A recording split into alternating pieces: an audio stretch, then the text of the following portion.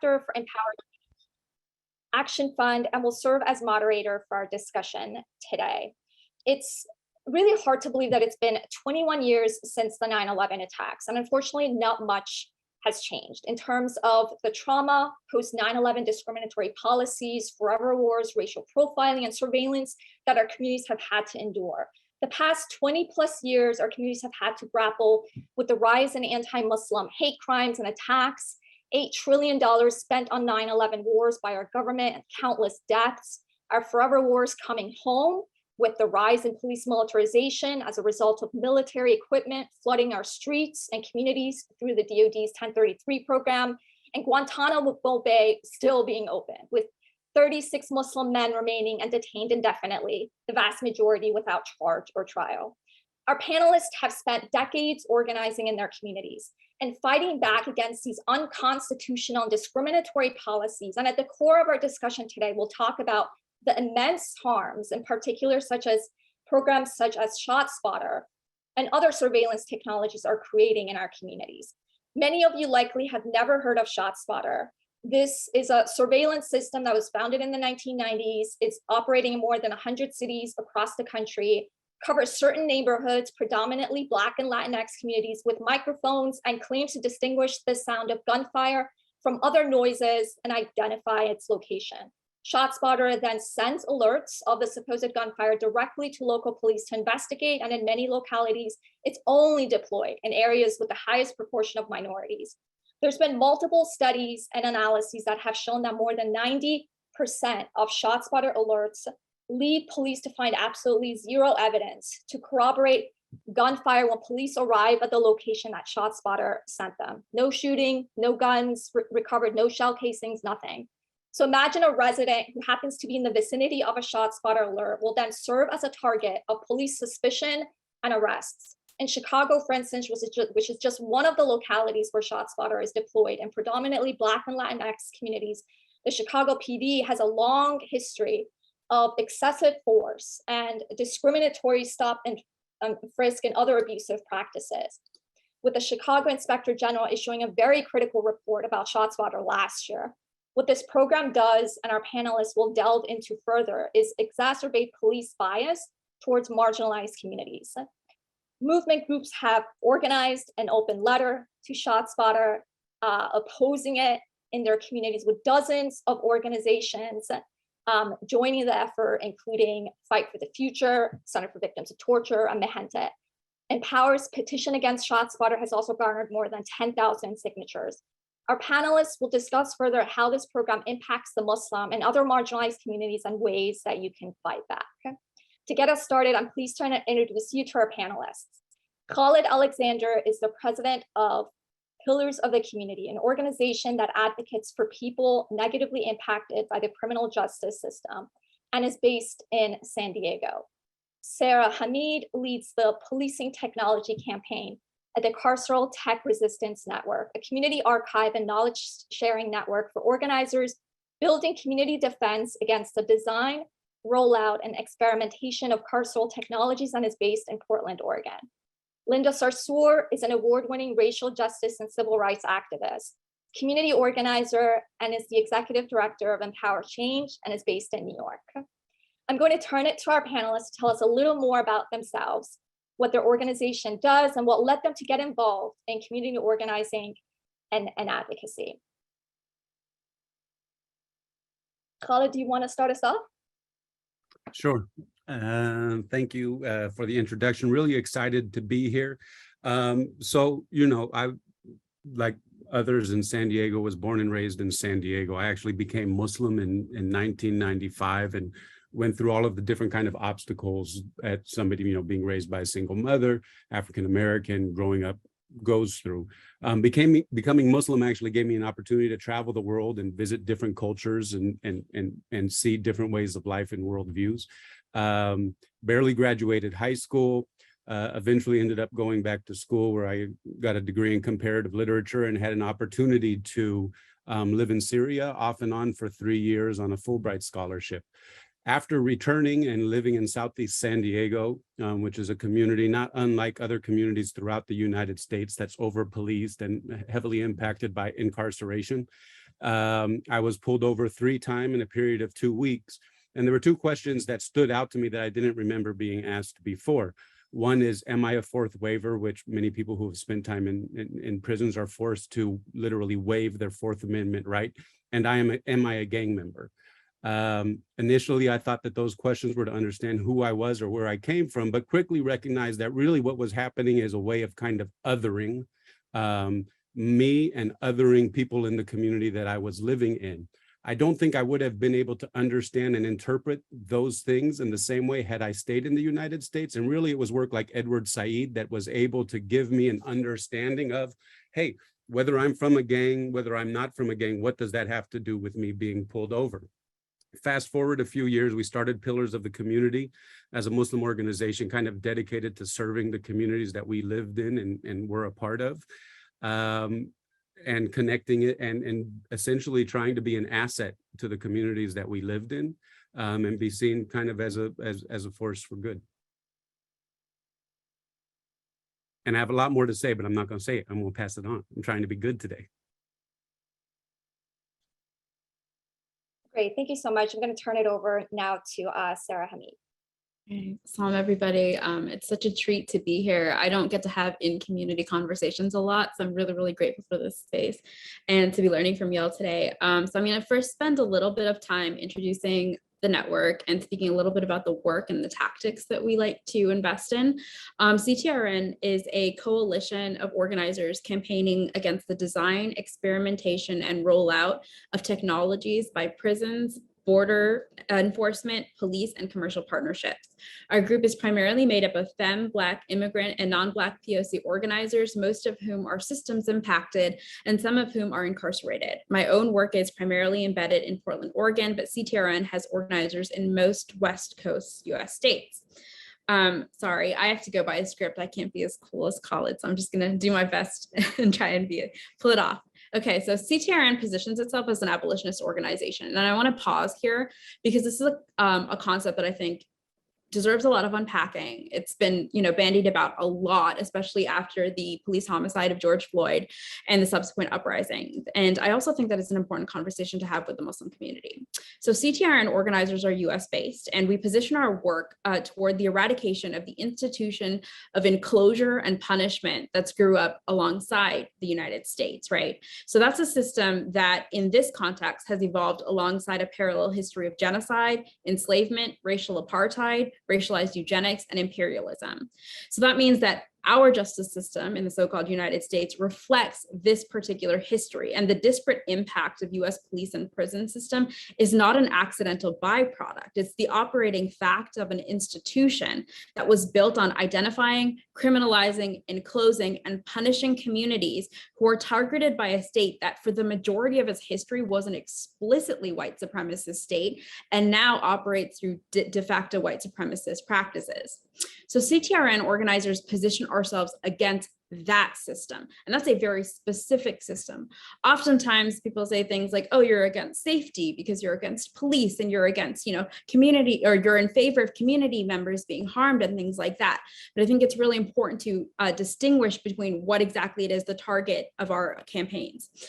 So our work is against the systems and the technologies that are invested in these systems. And carceral technologies, as we understand it, are bound up in the control, coercion, capture, and exile of entire categories of people. Just like you mentioned, Yasmin, after 9/11, that's the scope and scale of how that targeting affected the Muslim community changed dramatically. These tech and the tech industries and the state actors that scaffold their use are the inheritance, like I said, of a long history of racialized surveillance. And that entire system was trained on the Muslim community, many of whom hadn't been either aware of how this system was affecting other communities, including Muslims in the United States, or many of whom had the privilege of not experiencing that kind of targeted surveillance for a very, very long time. So it was a moment of extreme trauma for our community. But this is a long, ongoing system that was trained towards our community, which means that there have been other communities before us and other Muslim communities who have built up longstanding tactics of struggle and resistance. And that's the kind of work that CTRN embeds ourselves in. So for instance, the kind of work that we do is we organize things like coalitions with tech workers, coalitions at schools, trying to affect the pipeline of production for these violent technologies, many of which eventually find commercial use back home in contexts where they affect our families. We also target vendors, we enact consumer-facing campaigns, and we target shareholders. But primarily our work brings us in contact with local government a lot and city councils, and where we do things like watch procurements, and we make sure that the kinds of investments that our city officials are doing with our state dollars reflect the values that we as Muslims and we have as abolitionists and we as organizers would like them to reflect. So that's a little bit of taste of our work, and I'm really excited to jump into it further in this conversation. Great, thank you so much, Sarah. And I'm going to turn it over now to Linda Sarsour. Assalamu alaikum, everyone. Thank you so much for being here. This is actually a great crowd on a Friday afternoon, at least in East Coast time, to have people that are interested in surveillance, because I think Khaled said this earlier in our kind of, practice session, how not many people actually know what is happening, what our government is using to surveil our communities. And it's important for us to be as well informed as possible. I am the executive director of Empower Change, that is honored to be hosting this conversation today. And I'm one of those folks that didn't, grow up as a kid being like, when I grow up, I want to be an activist. That was just not who I was. It's not what I dreamed about. But here I am. The horrific attacks of 9/11 happened in my city, killed my fellow New Yorkers. And it was a really traumatic experience. And I was a college student. And I thought I was just going to be like everybody else. And I was just going to mourn these people that were taken from us and taken from their families. And it turned out that our Muslim community, the community that I was from, not only had to mourn our fellow New Yorkers, we had to start mourning people in our own community, people who were being detained and deported, people who were being raided by every level of law enforcement that you can imagine possible, even ones that I had never heard of. I come from one of the largest Muslim American communities here in the New York State area, really on the East Coast, and the things that I witnessed. And I knew that America was founded on injustice, and I knew that there was racial profiling of Black and brown people. I understood injustice just from being and growing up in communities of color, but I had never interfaced with it at such a close range. Just on Fifth Avenue, where my community lives, in this main street, watching a law enforcement agency, Black unidentified cars just coming in and raiding coffee shops, having men come out of buildings, lay down on the street as they, raided their apartments and homes, and really for nothing more than them just being affiliated with the faith of these 9/11 terrorists. And so for me, that was the moment that radicalized me. And really having this conversation, while I know that many hundreds of families across the country will be mourning their family members 21 years later, we as Muslim communities also get triggered by the anniversary of 9/11. It's a reminder of the policies. It reminds us that our country decided that instead of bringing people together, they decided that Muslims within America were the enemy. And they proved that to us over and over again with different policies. And we'll talk a little bit later about what that actually specifically looked like in New York, where I'm from, and more specifically how it targeted me and my organization, and even the work that we do to try to build solidarity, to provide service to immigrants, refugees, and other people of color and low-income communities. So I'm just honored to be here to talk about ShotSpotter just as one example of what the government is capable of, and not only what the government is capable of, but what the corporations are capable of, because there are people who make money off of the profiling, off of the silencing, intimidation, and criminalization of our communities. And that is the thing that makes this even more outrageous, that it's not just a government run, it's actually profit run. So the more people who are terrorized, the more surveillance that is in our community, the more somebody makes money off of this. So I'm just really happy to be here and happy to have this important conversation. Great. Thank you so much, Linda, Khaled, and Sarah, for the invaluable work that you're doing in your communities. I want to now turn it over to you to see if you can talk a little bit more about this program. If you can discuss how you've been organizing and fighting back ShotSpotter and other surveillance tools and programs in your community. Yeah, I can start. So although I've been born and raised in the United States, although I was aware of programs like COINTELPRO, et cetera, none of these things really came home to me until 33 African-American men were rounded up in Southeast San Diego.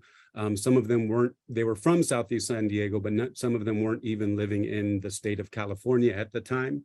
And were charged with 50 years to life, bail set at over $1 million.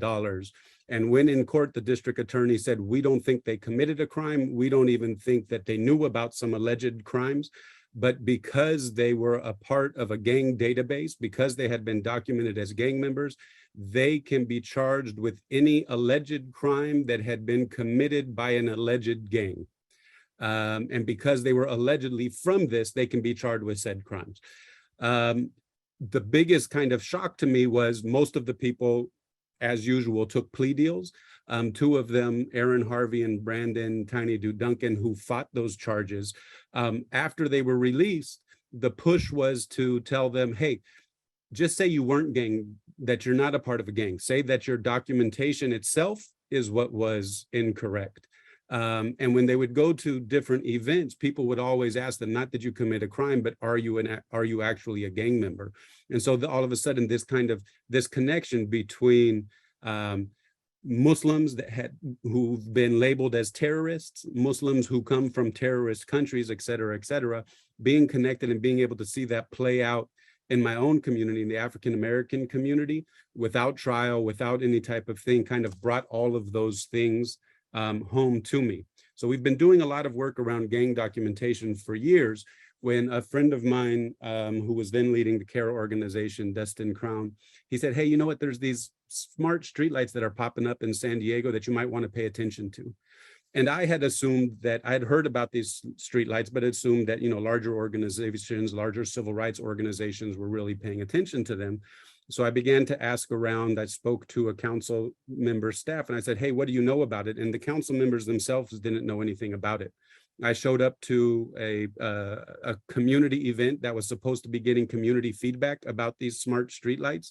I was the only person that was there. Nobody else in the community even knew about the event. And come to find out that there were 3,000 smart streetlights, which were already up and and operating throughout San Diego, which not only recorded audio, but also recorded video and metadata. So that was my entry point into recognizing, hey, there's technologies that are being used to criminalize folks, and there's technologies out there that can be used to criminalize folks that we need to be paying attention to.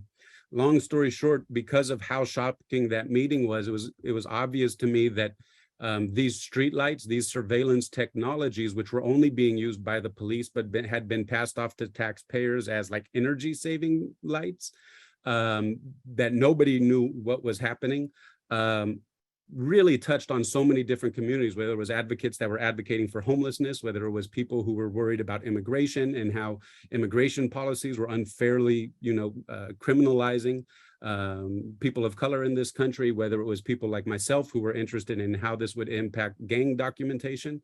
And so I started reaching out to organizations and individuals I knew who cared about these issues.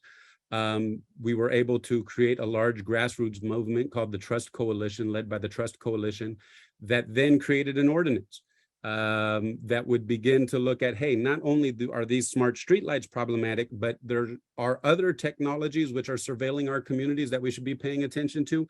And this is just the tip of the iceberg, that we're going to continue to be targeted at it. So we need to have some type of measures in place to safeguard, and at the very least to make sure that council members and community know the type of technologies that are happening.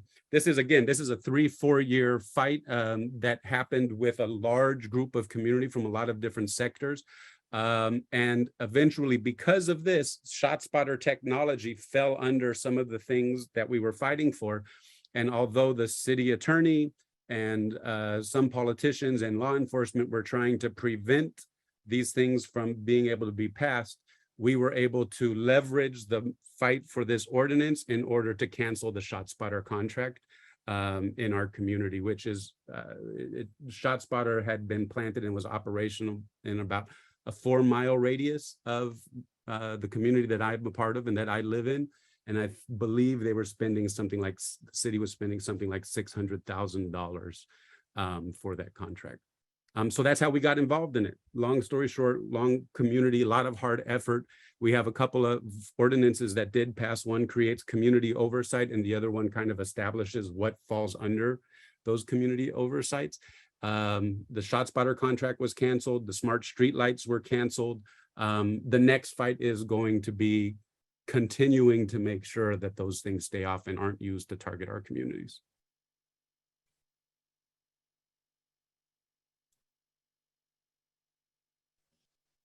Don't leave too much silence for me. Don't leave, because I'll keep going. I've got notes. I've got notes, Sarah. I'm ready. That was a beautiful introduction to the technology and surveillance landscape in general. I think I want to speak a little bit specifically about what's happening in Portland, because we're one of the kind of the fronts right now, because there's a ongoing attempt by the company to secure a contract in Portland, and it has a bit of a shorter history. So the conversation around ShotSpotter actually began in 2020, because one of the only wins that the 100+ days of protests against racialized police homicide was able to achieve in the city of Portland was the dissolution of the gun violence task force, which was in effect just like a racist stop and frisk program, which was harassing Black and Indigenous Portlanders. And immediately, like without skipping a beat, immediately the Portland police started launching an aggressive media campaign claiming that there was a gun violence crisis in Portland. And this was even before they had so-called crime statistics available to them, right? This was their reaction to supposedly defunding the police. And so in the midst of a pandemic where there was an ongoing housing crisis, where there was an ongoing eviction crisis, where there was an ongoing food crisis, multiple crises, the city started honing itself to this narrative that there's a ongoing gun violence crisis in Portland. And that's what they wanted to focus on. So within 2 years, we saw that city officials were given a proposal to procure a ShotSpotter because they'd been in conversation with vendors, they've been in conversations with other police chiefs, they've been in conversations with the tech industry to try and find a way to address this problem or this crisis. And it's kind of a learning moment too, because we're starting to realize that these kind of like technology and crime clusters are really convenient for politicians who tend to be inept when it comes to solving things like housing crises, right? Which are like the real things that are affecting their communities. But what they love to do is make up like safety crises and then solve them with technologies. And they do this because it makes it look like they're able to do something. These are the levers of policy that they're able to pull, right, very, very easily. And so right now we have like a broad-based united front against bringing ShotSpotter into our community, because one of the justifications for this technology is that it's going to allow the police to get intelligence in spaces where communities don't speak to the police. There is absolutely no reflection here as to why that's the case, why there are communities that have less trust. Instead, the solution is to install surveillance devices within these communities to procure intelligence. And as a diasporic kid, like this has extreme resonances and explains why there's such a crossover between the kinds of technologies that were developed and honed in war contexts, where also people didn't speak to the police or colonizing forces, right? And what we're seeing now. And what this narrative is effectively admitting is what the police do is they deploy violence, and it's up to the city council to decide where that violence is going to be deployed. And they're going to use technology to give them a scientific veneer to deploy that violence. And so I'm really activated and excited and super hopeful by the coalition that's come together in Portland and is willing to stand up against this because like we always say, and, like Tawana Petty just absolutely like iconically said for us, surveillance isn't safety, right? I'm just going to jump in here real quick, Yasmin, because I saw somebody ask something. ShotSpotter is really, and I'm glad for me, this is like a first conversation of many. ShotSpotter is basically for people who are not, haven't done work to counter surveillance or against surveillance, or are not in kind of law enforcement accountability work or abolition work. ShotSpotter is really a violation of your privacy. ShotSpotter is audio surveillance, and it's mostly in communities and Black and brown and immigrant communities. what it's supposed to do, it's supposed to pick up what they believe to be gunshots. And the idea here is it's supposed to be a quote unquote solution for gun violence, except that ShotSpotter is still computerized. So it picks up, for example, engine sounds, it picks up fireworks, it picks up other sounds that could be, jackhammers, right? So it's not actually even accurate in its mission of what it's even supposed to do. And remember that because of the type of a system that ShotSpotter is, what it does is it calls the cops when the cops are not called. So it's not like there's really some mass shooting and then all of a sudden the cops come to save the people. They're listening to the surveillance. They're not exactly sure what the surveillance is. They come into the communities, and then now it's time to figure out where the sound is coming from, which then leads to potential hostile interactions with people in the community. And I'll tie it back to a story that some of you may have heard about, and it happened last year in 2021, which was about 13-year-old Adam Toledo, who was a young boy in Chicago, who, because of ShotSpotter and the ways in which ShotSpotter kind of indicated to some law enforcement people sitting somewhere listening to ShotSpotters that there were some gunshots somewhere, even though Adam Toledo did not have a gun, but because of the way that interaction happened and the time of night that it was, Adam Toledo lost his life. So what we're talking about here is very serious. Not only is it a violation of your civil liberties and privacy, that ShotSpotter to me shouldn't exist just for that reason. It's also dangerous in the sense that it's not even accurate, and it allows law enforcement to basically terrorize our communities without really having actual accurate information. It's not like they're watching a screen where they see a guy running around with a gun. They hear things. I mean, sometimes in New York, I'm in New York City. I don't know about every people that live in, in Brooklyn, or if you live in Oakland, I don't know, I hear things that could be gunshots all the time. But in fact, it might be just kids in the community doing some fireworks, which would mean that law enforcement would descend upon our community. So I just wanted to make that point about ShotSpotter and why it's important for us to know what it is, because that's the thing that law enforcement leverages. It leverages that ordinary people that are living in communities don't even know. Sometimes you pass a camera that's on your light post and you don't even know why it's there. You might think it's the camera to catch you speeding, but in fact, that is not what the purpose of it is. And we know this from watching and looking at exposés from the New York Police Department, that a lot of the cameras that you see around New York City are not to catch you speeding. They are actual surveillance cameras that are pointing at mosques, pointing at particular areas that are where certain communities are congregating or people are congregating. So I just wanted to say to folks that hopefully this is your first introduction to ShotSpotter, and hopefully you continue to go back into your communities, figure out, do you have is your city one of the cities with ShotSpotter? Where are these ShotSpotters? Can you show up to a city council meeting and be like, I never heard of this? Go to your city. Sometimes your city council member could be the biggest, nicest progressive possible, and they didn't even tell you that there was ShotSpotter in your community. And guess what? They might not even have known that because they might have been there before they got there. But this is a really great organizing opportunity for us to really go back and figure out, like, does this exist? And what am I going to do about it? Can I add a little bit, Yasmin? Kind of an exclamation point to what Sister Sarah and Linda are saying. That I think both of them stress two important points. What is ShotSpotter technology? Really, it's based on an idea of, one, of fear, and two, that you can't trust the community itself to report any type of violence that's happening within it. I've never met anybody or heard about any shootings that took place that people didn't call the police. When somebody gets shot, you call the police. I'm an abolitionist. I hate the police. If I see somebody get shot, I'm calling 911 because I'm hoping that along with the police, an ambulance is going to come and be able to help that person. What ShotSpotter says is something like 80% or 90% of gunshots go unreported. There's nothing illegal in this country about shooting a gun. There's nothing illegal about having loud noises. But what that does is to Sister Linda's point, is it then gives the police an excuse to come into communities.